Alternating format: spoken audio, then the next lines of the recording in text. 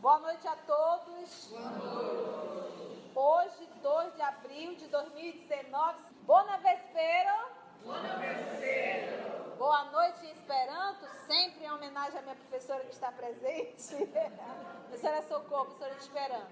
Então, hoje, 2 de abril de 2019, nós estamos reunidos para estudarmos a obra No Mundo Maior. Hoje será o nosso estudo de número 78 desta obra. E nós estamos exatamente no capítulo 17. Título do capítulo é No Limiar das Cavernas. Rogamos que o nosso Senhor Jesus e que os nossos amigos espirituais possam nos inspirar e nos conduzir sempre mais um trabalho. Nós descobrimos a semana passada que o nosso querido André Luiz, lembra que ele já veio daquela rápida visita a um hospício, a um manicômio, que foi o material passado, e agora ele está no limiar das cavernas. Então, o nosso querido André Luiz, acompanhado do nosso calderário, orientado por quem foi o Eusébio, que ele deveria ir fazer essa visita às cavernas. E ele foi todo faceiro, todo alegre, né? Quente que ia entrar. Chegou lá, apareceu quem? Cipriana, com o seu bom senso, disse a ele que ele não poderia ir acompanhá-la nesse trabalho. Aí ele, respeitando a opinião do nosso Eusébio, a orientação, mas não. Aí ele ficou meio tristinho, ela com aquele jeitinho de mãe, acarinhou os cabelos e disse, olha, mas você poderá ficar no limiar das cavernas. Só no início da caverna. Aí ele já ficou mais alegrezinho. Aí, estudando o capítulo, eu digo, meu pai, se o início já é esse trem todo, imagina o trabalho que Cipriana foi fazer. E aqui, no limiar, André já deu uma ratada. E Calderaro teve que segurar. E aí eu disse, Cipriana estava mais do que certo, entendeu? Então vamos estudar. E isso aqui, como nós falamos no estudo passado, não é umbral.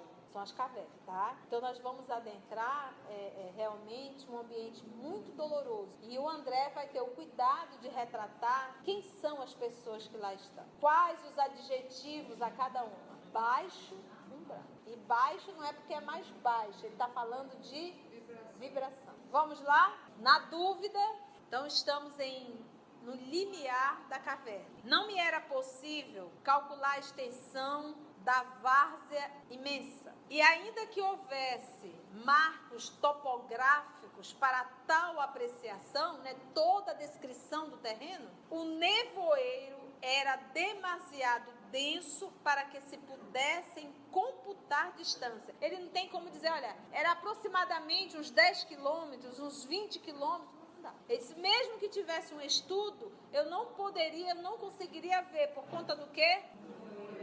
Nevoeiro era demasiado denso. E lembra que tudo que ele vai retratar é no limiar, é no início. Lembra sempre disso. Ele não vai retratar o que está acontecendo lá dentro.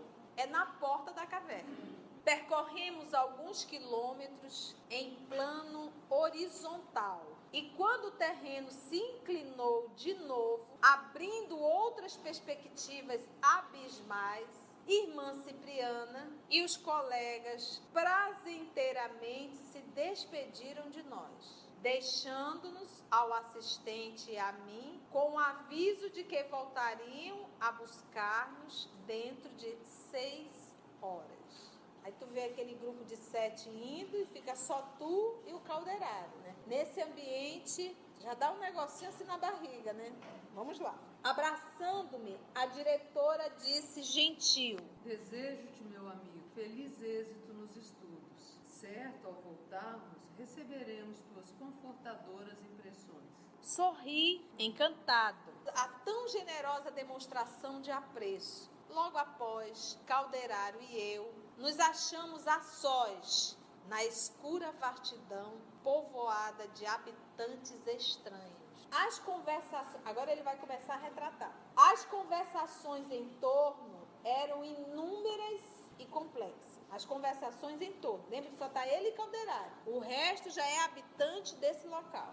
Pareceu-me que aquele, abre aspas, povo desencarnado, fecha aspas, não se dava conta da própria situação. Por que ele colocou povo desencarnado, entre aspas? Apesar de estarem desencarnados, eles vivem, sentem como se estivessem encarnados. Então estão desencarnados, entre aspas, porque afinal de contas, a atitude, as necessidades, a vivência deles é de um ser corpóreo. Fome, sede, vontade de fazer o número 1, vontade de fazer o número 2, vontade de fazer sexo, dor. Então é um desencarnado que não está desencarnado. Por quê? Porque ele é totalmente fisiológico. Então olha só, pareceu-me que aquele povo desencarnado não se dava conta da própria situação de desencarnado, pelo que me foi possível ajuizar de início. Enquanto densas turbas de almas torturadas se debatiam em substâncias viscosas, consegue ver a cena? Teve um filme que o Robin Williams trabalhou, que aparecia as pessoas, né, só olha a cabeça, né, naquela lama, né, aquela coisa, né, ação difícil. Aí você pensa, poxa, onde é que esse diretor vai buscar essas cenas? Meus irmãos, muitos de nós já passamos por isso. Já vivenciamos essas experiências. Por quê? Pelas paixões que ele vai contar aqui, são paixões que nós ainda carregamos. Olha só. Em substâncias viscosas, no solo, onde andávamos, assembleias de espíritos dementes enxameavam, né, em grande quantidade. E lembra que tudo isso é criação da mente da criatura. Existe, foi criado por eles. É aquilo que eu sempre costumo falar.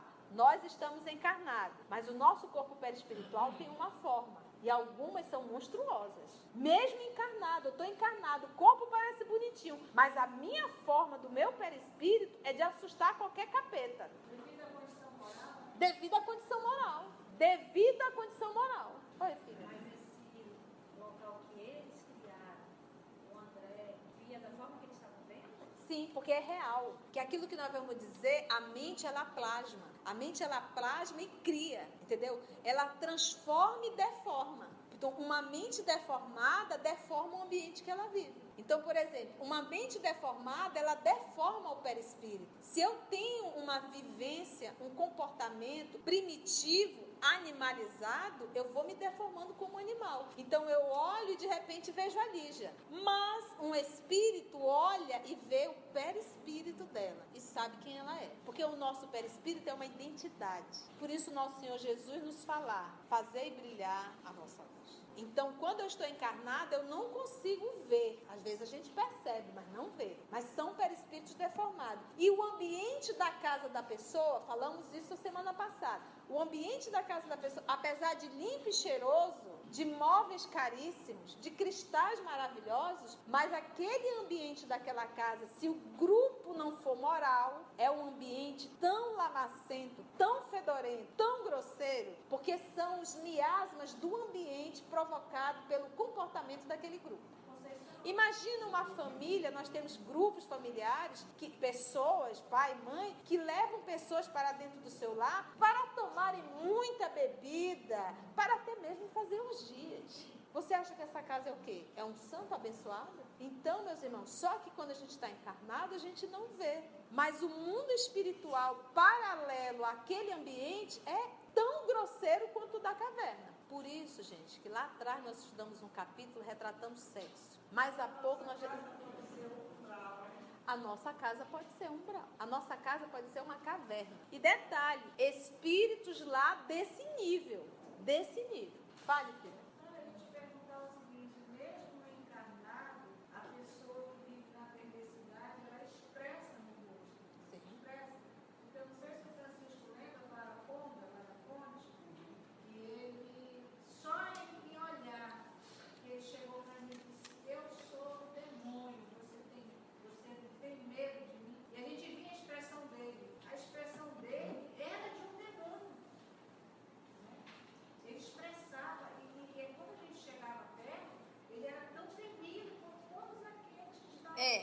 gente percebe aí um espírito primitivo. Mas existe aquele espírito que não é primitivo, é extremamente intelectual e é perverso. E ele te dá um sorriso e te envolve de um jeito que você não percebe. Esse é que é o pior. Esse é o que é o pior. Esse faz um estrago muito pior, entendeu? No caso desse exemplo que ela deu, quando ele sair do corpo, ele vai se personificar como se fosse. Ele já está personificado. Quando ele sair do corpo, já é Ele vai apenas ver o que ele se transformou. por ele mesmo. Por ele mesmo, pelas suas atitudes. Olha, gente, às vezes nós gastamos um tempo enorme e devemos, né? Não enorme também, nada de exagero. Nós temos que cuidar do corpo, é um fato. Mas há seres humanos que cultuam muito o corpo e esquecem do principal. E esse daí, o dinheiro não tem como resolver, não. Não há plástica que resolva. Não há escova que resolva. Só reforma moral. Continua, vamos lá. Estamos no limiar ainda. Então, olha só. Espíritos dementes, em grande quantidade, não longe deles, de André de Calderaro, em intermináveis discussões por interesses mesquinhos. Esse lugar é meu, não é meu, sai, isso aqui não. O povo discutindo. Por isso é que desencarnado estava entre André vendo o povo lá discutindo. Interesses mesquinhos. A paisagem, diz André, era francamente impressionante pelos característicos infernais que nos circundavam. Olha como a misericórdia divina é maravilhosa. Qual foi o primeiro livro de André? Nosso Lar. Coisa bem leve, bem light, né? André ficou ali, o início é meio complicado, mas era só uns espíritos que passavam, suicida, suicida. Ele dizia, eu tô com fome. Então foi aquela coisinha levezinha. Pode ver que ele não vai retratando nas suas minúcias. Aí ele vai para o hospital, aí ele já dá uma chamada, olha, o seu pâncreas, seu fígado, e sai mostrando tudo no perispírito que estava deformado. Aí foi trabalhar, saudade da mãe, foi ver mãe, foi para casa de Lísias. Aí vai para o teatro, vai estudar, depois foi trabalhar nas câmeras, então foi tudo light. Aí vem os mensageiros que vai retratar algumas situações de espíritos que ficam dormindo, mas em estado de pesadelo. Vai falar um pouco da Ismália, do Alfredo, vai falar da oração, de quantos reencarnam com uma programação maravilhosa, chega aqui e põe tudo a perder. Aí vem o missionário da luz falando de mediunidade, dos compromissos. Aí aperta um pouquinho mais. Aí vem obreiros da vida eterna, que vai retratar as desencarnações. Está tudo já no nosso site. O trabalho da espiritualidade acompanhando e deixando bem claro que não são todas as desencarnações que são acompanhadas. A maioria é sistema único de desencarnação, o famoso SUD. E aí viemos agora no mundo maior. Esse livro é denso. Falou de sexo, que é uma das maiores encrencas na atualidade. E foi pesado. Loucura. Pegou pesado. E agora ele disse, já dei o material base. Agora eu vou mostrar para vocês a situação dos loucos no mundo espiritual. Por conta de quê? Por causa de quê? Então ele nos deu toda uma base para poder chegar aqui aonde chegou. Então aqui ninguém é marinheiro de primeira viagem, já são trabalhadores, então eu vou poder, porque se eu pego um texto desse aqui para alguém que está vindo no primeiro dia para o estudo, a pessoa sai daqui se tremendo todinha, né, Lourdes? Porque é pesado. Isso aqui é para quem já está acostumado com a rapada, né? A paisagem era francamente impressionante pelos característicos infernais que nos circundavam. Notando a displicência de muitos daqueles irmãos infelizes, não sopitei as meditações que me surgiam. Tá vendo como ele ia atrapalhar? Os grupos de infortunados agiam ali, desconhecendo os padecimentos uns dos outros. Mudou? Não é assim que a gente vive na Terra? Desconhecendo os padecimentos uns dos outros. Cada um olha para o seu umbigo. Se nós vermos alguém caído ali no chão, nem tchum. Se estiver bem vestido, possa ser quem estiver lá. Mas se estiver mal vestido, a roupa vai diferenciar se eu vou poder ajudar ou não. Esse teste foi feito com uma criança de 4 anos de idade. Colocaram ela toda arrumadinha, bonitinha, sozinha no meio da praça. Todo mundo foi para acudir a menina para saber o que tinha acontecido. Falava com ela doce. Pegaram a mesma menina, vestiram ela assim, de roupa bem simplória mesmo, como se fosse uma mendiga, suja. Colocaram até a menina para correr, que a criança teve que parar a gravação porque ela começou a chorar. Somos nós. E era linda aquilo. Então, o que eles faziam? Os grupos de infortunados agiam ali, desconhecendo os padecimentos uns dos outros. Certos grupos volitavam. Quando eu li isso aqui, chega me deu arrepio na coluna. Eu digo, poxa, eu sei que só o espírito mais ou menos que dava uma voadinha, quer dizer que os capeta também. E lá na frente ele vai explicar. Então, quando a gente sonha assim voando, a gente já se sente, né? Oh, tô voando, né? Acabei de descobrir. Acabei de descobrir quando eu estava estudando que no baixo umbral, que nem no umbral tinha, vocês lembram? Mas no baixo umbral tem espíritos que volitam. E ele vai explicar como e por quê. Mas vai dizer também que tem limite. Mas calma que ele vai explicar. Certos grupos volitavam a pequena altura, 3 metros, 4 metros, como um bando de corvos negros. Imagina a cena, eu já vi aqueles filmes dos vampiros assim, pensa, né? Mais escuro que a própria sombra. Porque lembra que ele falou que estava sombrio? O ambiente estava, como ele usou o termo, estava nevo, como é? Névoa densa. A névoa era densa, ou seja, estava escuro, não dava para ver nada. Mas ele conseguia ver esses espíritos que estavam ali volitando, porque eles eram mais escuros do que o escuro que estava lá. Tu já pensa? Para, gente, para pensar. O vampiro era passagem de estimação. Os grupos, olha só, mais escuro que a própria sombra, mais escuro que a própria sombra, a envolver-nos, né? A própria sombra que estava envolvendo André Luiz, eles eram mais escuros do que essa sombra. Por isso que André conseguia identificar. Ficou claro isso? Ao passo que vastos cardumes de desventurados jaziam chumbados ao solo, quais aves desditosas, de asas partidas. Então, tinha um grupo que volitava e tinha um grupo que o quê? Ao passo que vastos cardumes, olha o termo que ele usa, cardumes, já viu um cardume de peixe? De desventurados, jaziam, chumbados ao solo, quais aves desditosas de asas partidas. Como explicar tudo isso? Aí você vê alguém fazendo mal, praticando mal, aí você diz, tá vendo? Onde está a justiça de Deus? Olha aí, fulano fez e está aí, gozando. Nem tornozeleira eletrônica está usando. Gente, tornozeleira não é nada. Então, é por isso que Jesus chorava ao ver as nossas atitudes equivocadas. Porque eu disse, meu filho, para onde tu está indo? E ele avisou, haverá prantos e ranger de dentes. Ele avisou.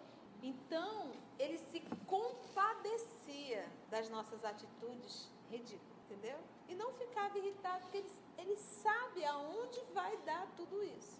Iniciei meu interrogatório dirigindo-me ao instrutor. Zé Paulo, faz aqui por favor, o André Luiz e o nosso calderário já está a postos. Então, vamos iniciar aí o interrogatório dirigindo-me, André Luiz, ao calderário. Será que estes míseros precípitos nos veem? Precípitos aí são os condenados. Tá? Será que esses míseros condenados nos veem? Alguns sim, mas não nos ligam maior importância. Estão muito preocupados consigo mesmos. Abrigaram no coração sentimentos rasteiros e tardarão em se libertarem deles. Só alguns enxergam, mas não dão importância. Por quê? Porque cada um está ligado em quê? Sentimentos rasteiros. Aí ele usa o termo sentimentos rasteiros, sentimentos na horizontal, pequenos, medíocres. Eu estou sofrendo. Está sofrendo por quê? Qual é a tua dor? Aí você vai ver, é um sentimento rasteiro, é algo pequeno, é algo desnecessário, é algo medíocre. Sentimentos rasteiros. Porque à medida que nós vamos evoluindo, as coisas não deixarão de acontecer. Mas a importância que eu dou a cada coisa que acontece vai diminuindo. E aí o sofrimento diminui. O sofrimento diminui porque a minha forma de enxergar a vida muda. Antes eu sofria por uma unha encravada. Hoje já não sofro mais. Apesar de ter a unha encravada. Porque eu amadureci. Você vê uma criança, ela leva um arranhãozinho desse tamanho, ela faz um escândalo. Mas é uma criança. E às vezes nós estamos nessa condição. De tudo a gente reclama, de tudo a gente faz um drama, de tudo a gente faz uma dor. E aí realmente nós sofremos muito. Então aqui são esses sentimentos o quê? Rasteiros, na horizontal. Toda esta gente permanece, porém, desamparada, entregue a si mesma? Não. Respondeu o calderário, paciente.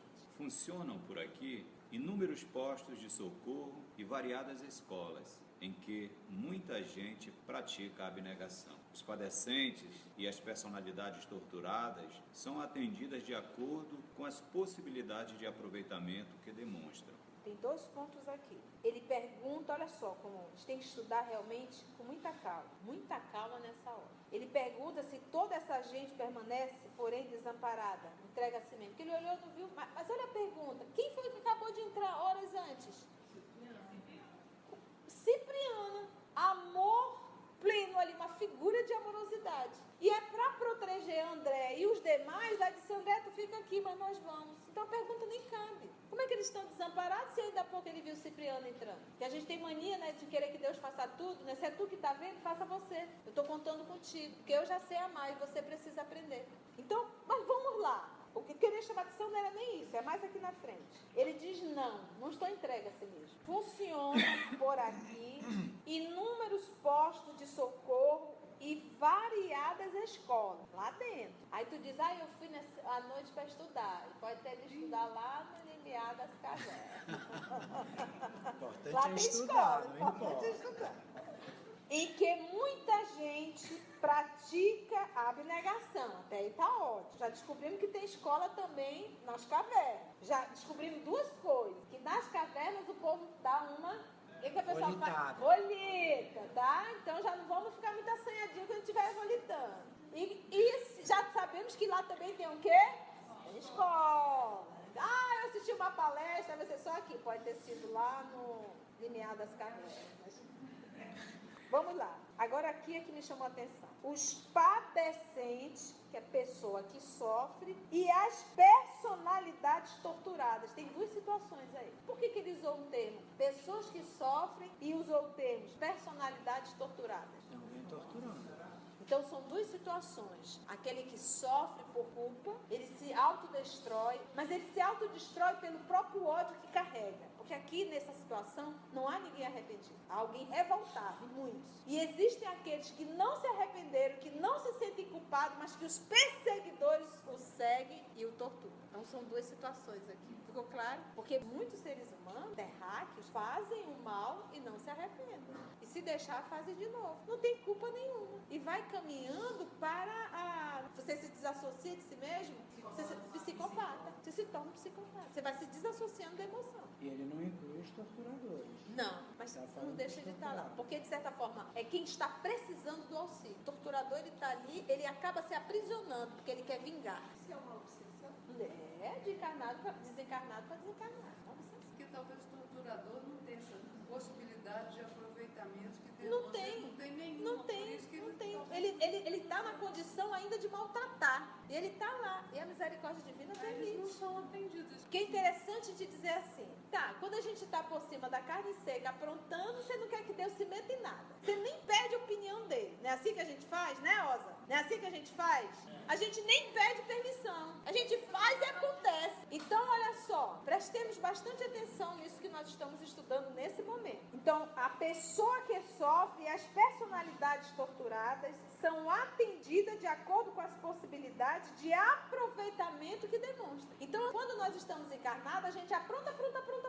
E não questiona a Deus, Senhor, o que o Senhor quer que eu faça hoje? Aí desencarna, fica numa situação lá no limiar da caverna, ou dentro realmente, porque esses aqui estão no limiar, né? Ou vai no limiar, ou dentro realmente de uma caverna, e fica querendo que Deus vá lá e resolva tudo. Aí ele deve dizer assim, por que você não me perguntou lá atrás? Porque eu já mandei muitos, inclusive o meu filho amado, para dizer qual é o caminho. Tu não aprendeu o que é que eu resolvo agora? Sofra as consequências das suas atitudes. Pra quê, papai? Pra aprender. Porque você vai reencarnar de novo. E essa dor aí que fique na sua lembrança. Pronto, é isso. É uma chinelada bem dada. Aí a gente vem... Esquece, mas fica aquele negocinho lá dentro. Olha, né? Presta atenção. Volta, não vai. Aí a gente faz... Só hoje. Volta tudo a perder de novo, né? Eu, nessa encarnação.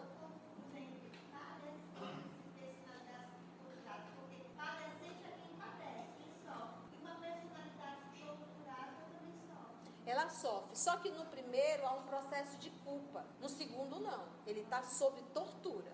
No primeiro é auto-obsessão, no segundo é obsessão de desencarnado para desencarnado. Porque é aquilo que nós estudamos. Eu posso até realizar um mal e não me sentir culpado. Não me sinto culpado. Continuando. Estampou complacente expressão no rosto e considerou o calderário. As regiões inferiores jamais estarão sem enfermeiros e sem mestres, porque uma das maiores alegrias dos céus é a de esvaziar os infernos. Isso aqui chegava me deu dor no coração. As regiões inferiores, tá vendo? Um consolo. A gente só não vai enxergar, mas tem gente do bem lá para nos ajudar. As regiões inferiores jamais estarão sem enfermeiros e sem mestres.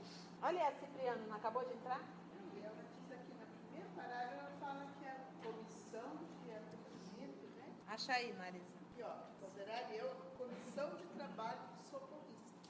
Primeiro parágrafo desse capítulo. Vai primeira retratar. linha. Primeira linha, exatamente. Deixei lá para ler. Reunidos agora, Calderário e eu, a comissão de trabalho socorrista que operaria nas cavernas de sofrimento, né? E aí vai.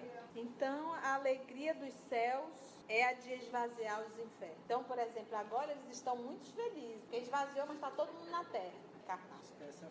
Por isso que está essa festa. Agora, no processo da desencarnação, já há separação do joio e do trigo. Vindo bandos de seres. Você vê que quando nós estudamos lá atrás, eu acho que foi no Obreiros da Vida Eterna, que ele vai retratando, ele chama animais. Lembra disso? Animais, assim, assim, assim. Aqui, apesar da deformidade, ele dá nome, ele diz seres, são humanos, são espíritos, mas deformados. Então, vendo bandos de seres a se locomoverem no ar, quase a nos rentear, passando ali bem, tirando assim, como é que o povo diz? Fazendo Fino. tirando fino, né?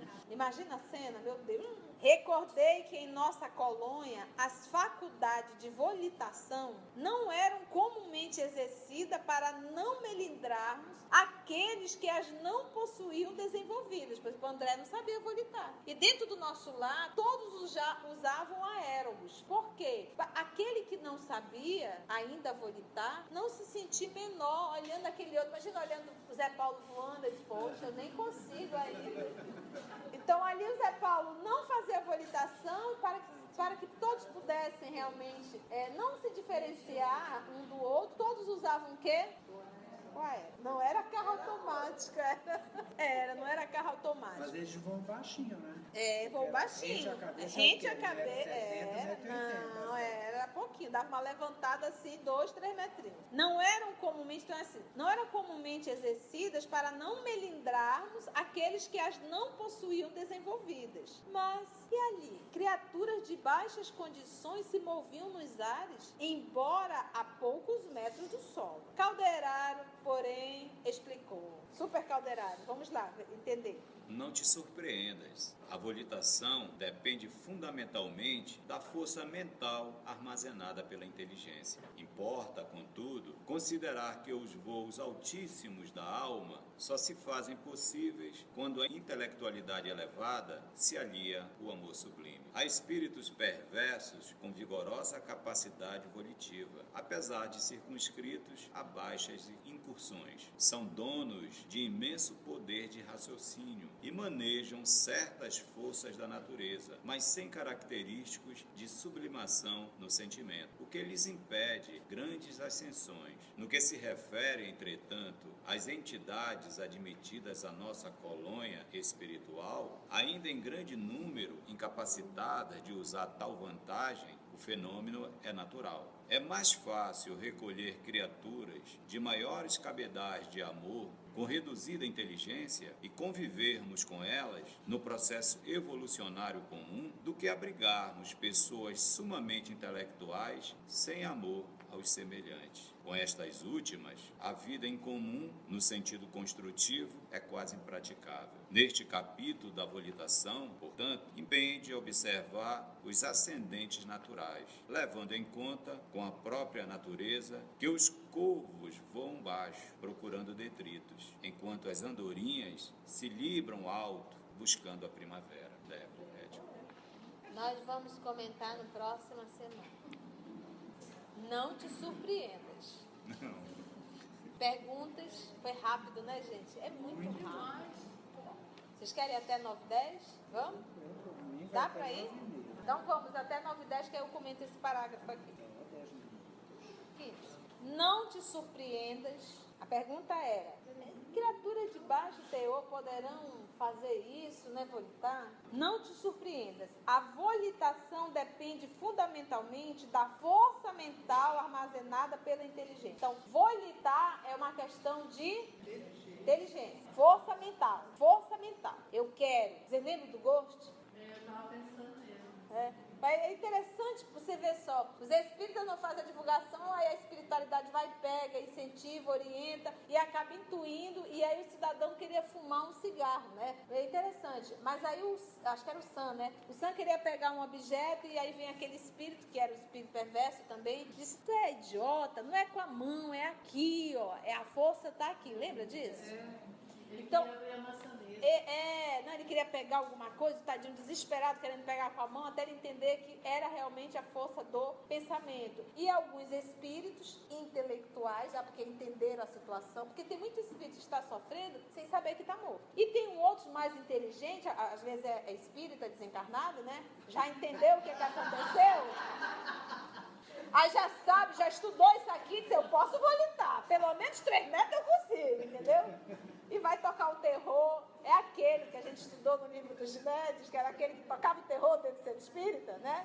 Aquele que sai dividindo, e volta pro lugarzinho dele. E aí ele sabe, ele acaba utilizando isso. Da força mental armazenada pela inteligência. Importa, porém, entretanto, todavia, contudo, considerar que os voos altíssimos da alma só se fazem possíveis quando a intelectualidade elevada se alia ao amor sublime. Então, são as duas asas. Há espíritos perversos com vigorosa capacidade volitiva. Espíritos perversos, apesar de circunscritos a baixas incursões. Não vai muito longe, não. São donos de imenso poder de raciocínio e manejam certas forças da natureza, mas sem característicos de sublimação no sentimento, o que lhes impede grandes ascensões. Olha, o ser extremamente intelectual, poder de raciocínio enorme, está lá. Porque às vezes você desenvolve a inteligência, você desenvolve o raciocínio apenas em benefício.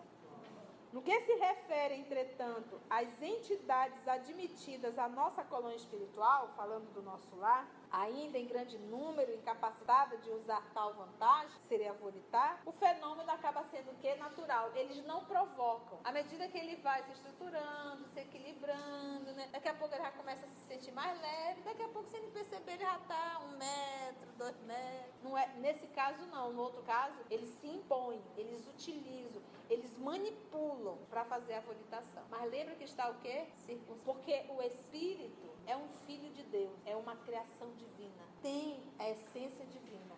Ele enlouqueceu porque ele se afastou da sua natureza. Quando nós fazemos o mal, quando nós nos tornamos perversos, é um movimento de loucura, porque eu quero negar a minha essência, a minha natureza. A minha natureza, a nossa natureza é divina. O meu DNA é de Deus. O nosso DNA é divino. É mais fácil recolher criaturas de maiores cabedais de amor com reduzida inteligência. É mais fácil recolher irmãos que têm um cabedal de amor com reduzida inteligência e convivermos com elas, com certeza, no processo evolucionário comum do dia a dia, do que abrigarmos pessoas sumamente intelectuais sem amor aos semelhantes. Com estas últimas, essa pessoa intelectual que não tem amor semelhante, a vida em comum, no sentido construtivo, é quase impraticável. Neste capítulo da volitação,